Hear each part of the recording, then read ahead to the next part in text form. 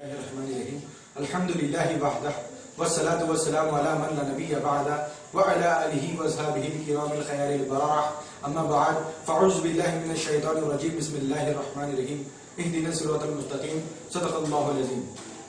آج کی میری اس تقریر کا عنوان کیا ہر صحیح حدیث پر عمل ضروری ہے. اس سے پہلے کہ میں اس عنوان پر کچھ گفتگو کروں سب سے پہلے صحیح حدیث کا ڈیفینیشن آپ کے سامنے رکھ دوں. یاد رکھیے حدیث کا صحیح ہونا اہل الحدیث یعنی محدثین کے نزدیک چار چیزوں کا اس کے لیے ہونا ضروری ہے. پہلا، جس حدیث میں سند کے اعتبار سے کنٹینیوٹی ہو. دوسرا، روایت کے اعتبار سے راوی کے اندر کوئی بیماری نہ ہو. تیسرا، روایت میں شاذ کا پہلو نہ ہو یعنی آسانی سے اویلیبل ہو.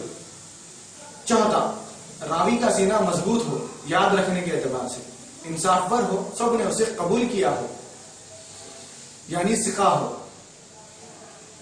صحیح حدیث کی تعریف کی روشنی میں اتنا تو آپ سمجھ گئے ہوں گے کہ حدیث یہ بہت ہی بلند اور بہت ہی اعلیٰ کوالٹی ہے. اور صحیح حدیث کا مطلب یعنی جیسے کہ آج گرامر، اصول، ضابطے، قانون سے کوسوں دور بنام اہل حدیث غیر مقلدین حضرات امت کے سامنے اور عوام کے سامنے جو صحیح حدیث کا ڈیفینیشن جو پیش کرنے کی جو کوشش کرتے ہیں وہ یہ ہے کہ صحیح حدیث کا مطلب اسی پر عمل کرنا ضروری ہے. اور اس کے علاوہ مثلا حدیث حسن، حدیث غریب، حدیث موقوف، حدیث مرسل، حدیث مقطوعہ وغیرہ ان سبوں پر عمل کرنا ضروری نہیں. یعنی دوسرے لفظ میں یوں سمجھیے کہ ہر صحیح حدیث پر عمل ضروری ہے. بس ہم اسی پس منظر کو حقیقت کے آئینے میں ہم نے آپ کے سامنے یہ عنوان رکھا کہ کیا ہر صحیح حدیث پر عمل ضروری ہے. تو آئیے سب سے بڑی آتھینٹک حدیث کی کتاب جسے کوئی جماعت نیگلیکٹ نہیں کر سکتی وہ ہے بخاری شریف. آج ہم اسی صحیح بخاری سے چند روایت آپ کے سامنے پیش کریں گے جس سے فیصلہ آپ خود کریں گے کہ صحیح حدیث کا صحیح ہونا اور ہے اور حدیث صحیح پر عمل اور ہے. صحیح بخاری کتاب العلم کی حدیث ہے، حدیث نمبر 94. حضرت انس رسول اللہ صلی اللہ علیہ وسلم سے روایت کرتے ہیں.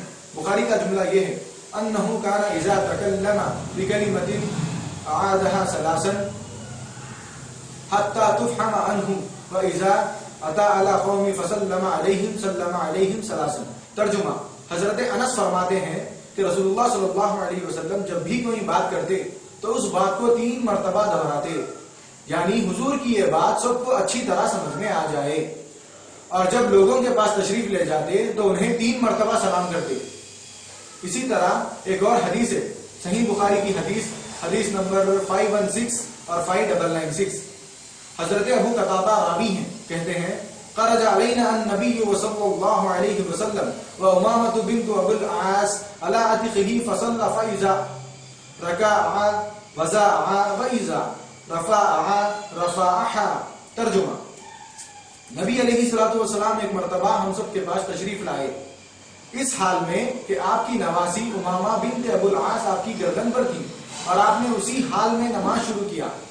جب آپ نے رکوع کیا تو آپ نے اپنی نواسی کو اتار دیا اور جب آپ رکوع سے کھڑے ہو گئے تو آپ نے اپنی نواسی کو کاندھے پر رکھ لیا.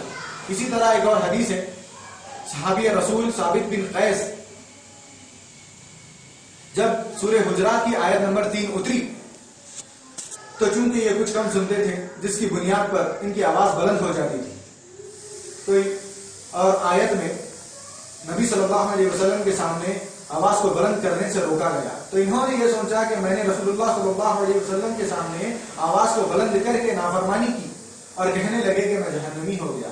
اسی وقت رسول کائنات نے ارشاد فرمایا انک لست من اہل النار ولکنک من اہل الجنہ. ترجمہ، اے ثابت ابن قیس تم جہنمی نہیں ہو بلکہ جنتی ہو.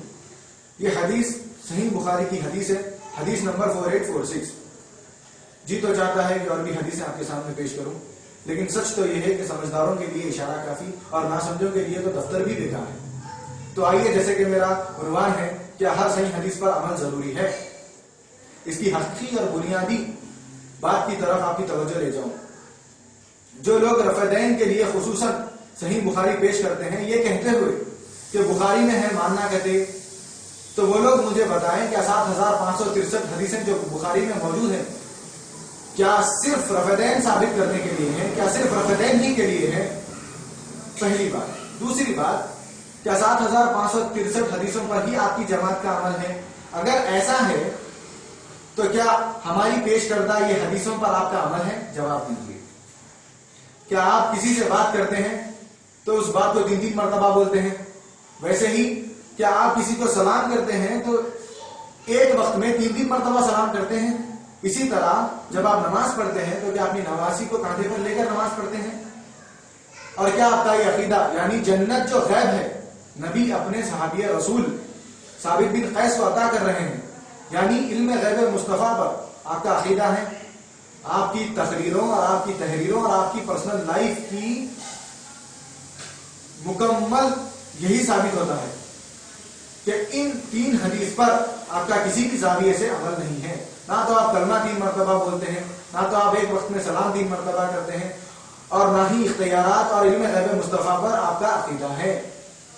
تو کم سے کم اتنا تو حق دیجئے کہ رفعین کرنے پر کی بات کرنا، یہ کہتے ہوئے کہ صحیح بخاری میں ہے، عمل کرنا ضروری ہے،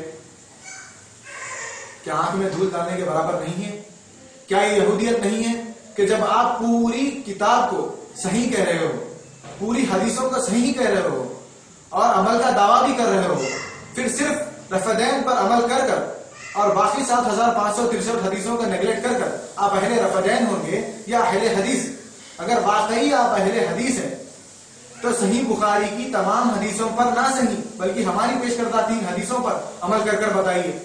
نہیں تو امت میں انتشار یعنی ڈیوائیڈیشن، کم سے کم جن کا کلمہ پڑھتے ہو یار ان کے نام پر تو ڈیوائیڈیشن مت کیجیے.